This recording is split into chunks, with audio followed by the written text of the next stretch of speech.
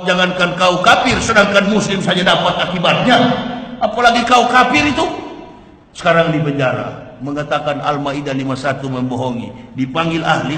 Sampai Habib Rizik membawa kitab yang tebal. Menafsir Al-Maidah.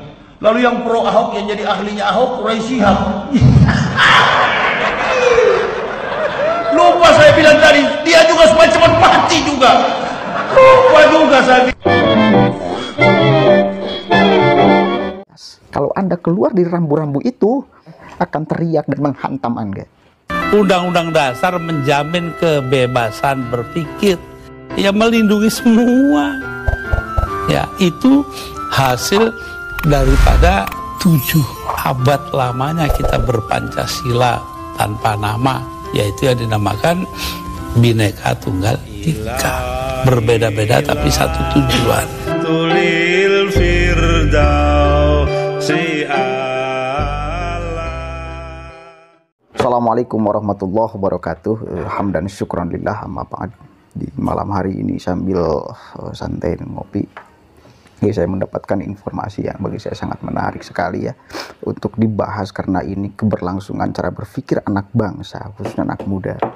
Jangan sampai orang-orang beragama di negara ini mengacaukan tatanan kebinekaan, mau antara suku, agama, dan budaya. Yahya Waloni ini salah satu ciri ustadz yang bagi saya harus banyak belajar lagi ya. Karena kita tahu sama-sama bahwa beliau itu ya baru mualaf ya. Mungkin hanya beberapa saat belajar agama Islam, kemudian ceramah kesana kemari, dan banyak sekali yang kontroversinya dari beliau. Dan saya kira masyarakat Indonesia khususnya yang Islam ini sangat geram sekali dengan tingkah lakunya. Mengatasnamakan agama, mengatasnamakan ustadz, mengatasnamakan penceramah, tetapi sikap-sikap yang dikeluarkannya justru sangat jauh sekali dari norma-norma agama dan nilai-nilai agama. Ya, sangat jauh sekali. Baru-baru ini viral kembali. Ini sebetulnya pernyataan yang dulu ya, 2018 kalau nggak salah. Tapi kemudian menjadi viral hari ini. Ya, era media sosial ini ketika kita membuat pernyataan selalu akan hadir dan ada. Kapanpun itu ya. Mungkin kemudian nanti 2025, 2030 muncul kembali. Tetapi bahwa ini akan menjadi sebuah edukasi untuk kita semua agar waspada terhadap orang-orang seperti ini. Bayangkan Profesor Quraish Shihab itu siapa? Beliau siapa? Ulama sepuh yang sangat dihormati dan dihargai. Profesor, beliau sudah menciptakan, membuat tafsir Al-Misbah. Yahya Waloni siapa? Dia hanya bisa mencaci maki bahkan agamanya, agama sebelumnya. Saya curiga beliau memang dihadirkan atau masuk agama Islam agar membenturkan agama Islam dengan Nasrani. Saya curiga. Dan ini jangan sampai dibiarkan. Jangan sampai ada orang, ada jamaah Islam yang kemudian terbawa arus pemikiran orang-orang seperti ini. Celaka. Kebinekaan ini akan dirawat oleh siapa? Kalau bukan oleh kita. Ya, dari dulu sampai sekarang kita itu sebetulnya berdampingan. Nggak ada kafir harbi, nggak ada. Bersahabat semuanya. Dengan agama yang lain, Islam pun bersahabat. Oke. Misal Nasrani, apakah ada yang harbi, yang memusuhi Islam? Siapa?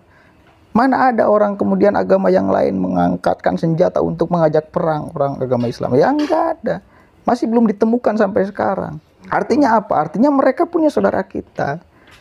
Kalau kita tidak bisa menghargai orang lain karena berbeda agama, hargailah mereka karena sama-sama manusia. Itu prinsip dasar dalam kita hidup.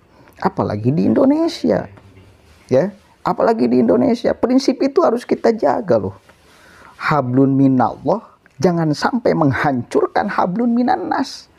Itu prinsip dasar, konsep dasar kita sebagai manusia yang hidup dan tidak bisa menolak kita kehadiran manusia yang lain yang mungkin pasti berbeda. Bukan mungkin lagi, pasti berbeda. Allah yang menginginkan perbedaan ini, nah manusia merawat perbedaan itu. Bisa gak merawat perbedaan? Yang menakdirkan untuk berbeda ini siapa? Kalau bukan Gusti Allah. Siapa? Dan kita sebagai manusia yang jelas ditakdirkan berbeda, menolak perbedaan itu. Nih, ini penting sekali. Saya akan katakan ini.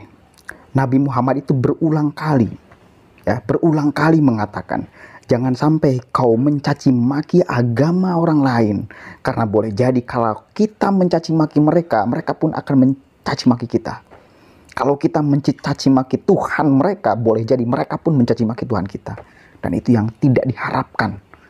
Dan orang-orang seperti ini banyak di Indonesia, saudara. Satu kali lagi saya katakan, orang-orang model seperti ini banyak di Indonesia. Yang saya heran itu kenapa orang model seperti ini banyak pengikutnya, itu saja sebetulnya.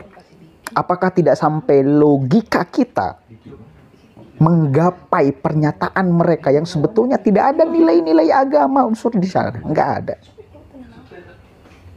Ya, beberapa bulan kebelakang itu viral ceramahnya yang dengan tegas dia mengatakan secara bangga dia menabrak anjing karena najis. Najisnya anjing itu kodrati.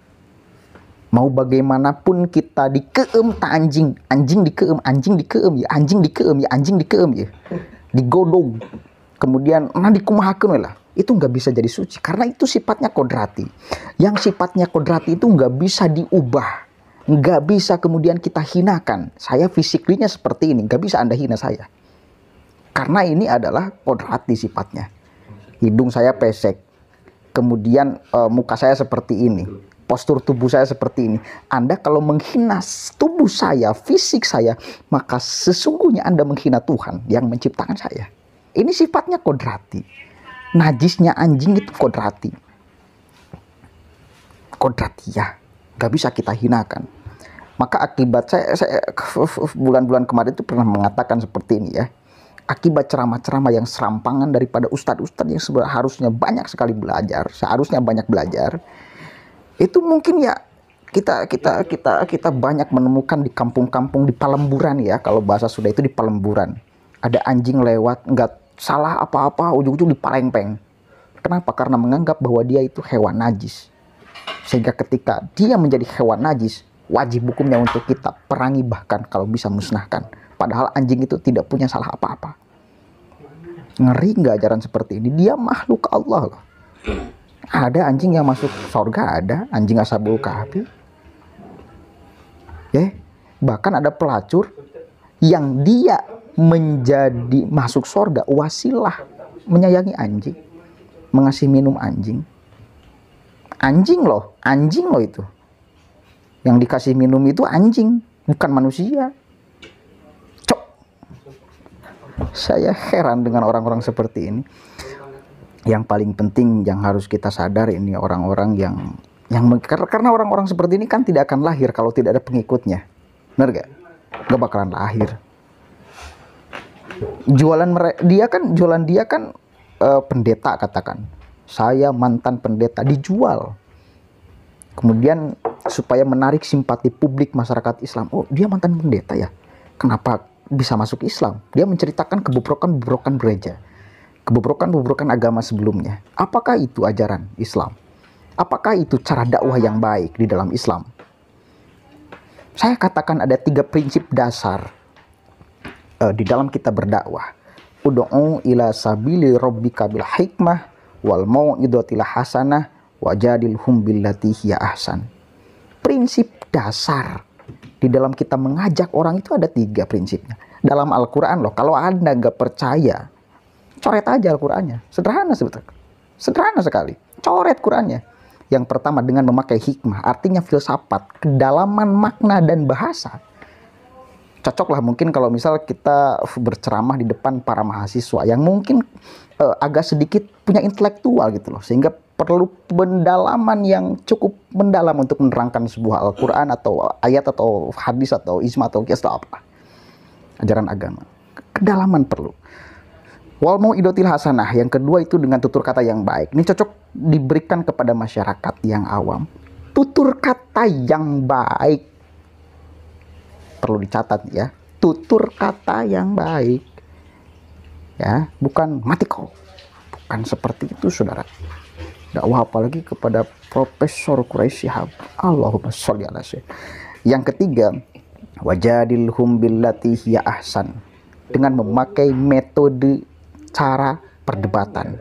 Dan jangan sampai tertipu oleh penampilan. Orang hari ini banyak gampang tertipu oleh penampilan. Saya berpakaian seperti ini. Berpakaian seperti ini, mungkin tidak pakai peci. Anda menganggap, wah ini anak jalanan. Ini anak jalanan. Ketika dibedah pikiran saya, nggak mungkin termuat hadis dan Al-Quran di kepala saya. Mungkin nggak? Kalau misal Anda melihat secara physically, itu nggak mungkin di pikiran saya, di otak saya termuat, terangkai Al-Quran dan hadis. Apalagi ijma dan qiyas. Ya nggak mungkin. Kepicikan cara memandang kita ini seperti itu. Beda lagi dengan kemudian orang bersorban, berpeci, oh pasti ini ulama besar. Itu physically, bos. Ini zaman media sosial. Kalau misal saya dipakai jubah itu gampang sekali, tinggal bawa beli saya di pasar banyak atau pakai mukena emak saya bisa juga. Ini media sosial, bos. Hati-hati. Anda itu bakal banyak terayu oleh orang-orang yang sebetulnya kadang-kadang tidak sesuai dengan basically-nya. Dan ini banyak. Kemarin rame si Aldi Taher. Wah, dia memposting Al-Quran, membaca Al-Quran. Mending kalau benar. Salah. Al-Quran itu dibaca kalau benar mendapatkan pahala. Al-Quran dibaca kalau salah mendapatkan siksa. Itu prinsip dasar.